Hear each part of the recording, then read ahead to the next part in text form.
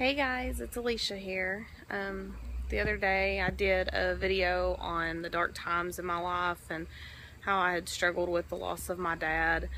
Tonight I want to talk to you about some of the extra help that my mom got during that time trying to keep me out of real serious trouble. My grandparents. And that may sound crazy, but my mom's parents lived, just across the field from us. They helped raise me, and they also loved me when it seemed like the rest of the world couldn't. I'm older, and now I realize that time is precious, and I try to spend all the time I possibly can with them. But my grandma's birthday is coming up, and so I'm trying to come up with like this really awesome thing to do for her birthday. And it made me stop and think, how do you describe Grandmom? And I mean, my grandpa's the same way, but since Grandmom's birthday's coming up, we're gonna talk about her right now. So I text my cousin and my brother and an aunt and several people, and I said, when you think of Grandmom, what do you think of? And I got different responses from everybody, but one that seemed to be the most predominant was loving and caring and nurturing, and she's like the picture perfect grandmother. She's always there. She's got the kind words, and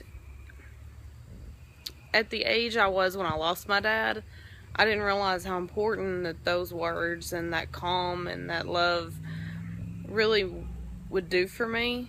I didn't know. Now, nearly 14 years later, I've realized that that's one of, my mom was a big reason, and my horses were, a huge reason. But my grandparents were there in the background that I didn't really see until now, as to what really taught me love. Okay, like I told you, I was a bad kid. I had so much hate and anger, and my grandma and my papa, they loved me through that. They still do. When I see them, they want to know how am I. They want to know everything that's going on. My boyfriend and I, we play in co-ed softball on Wednesday nights, and they've now come over an hour away with my mom to watch at least 2 weeks of our games. And that's not something that most 85-year-old grandparents will do for a 27-year-old grandchild. But mine do. They make it a point to come and to support me and to show me how much they love me. And my grandmom,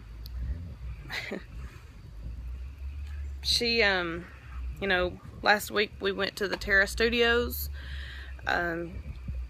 She just likes spending time with us, with me and my mom, or, if I have the day that I can, do nothing and just go spend the day playing dominoes with them, that's something that, makes her happy.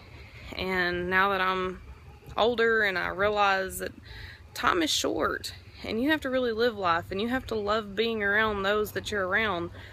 I realized that my time spent with them is shorter than I would like.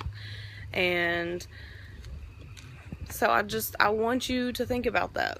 Who is somebody that has loved you eternally, even when you were at your worst? My mom, of course, but my grandma was a real solid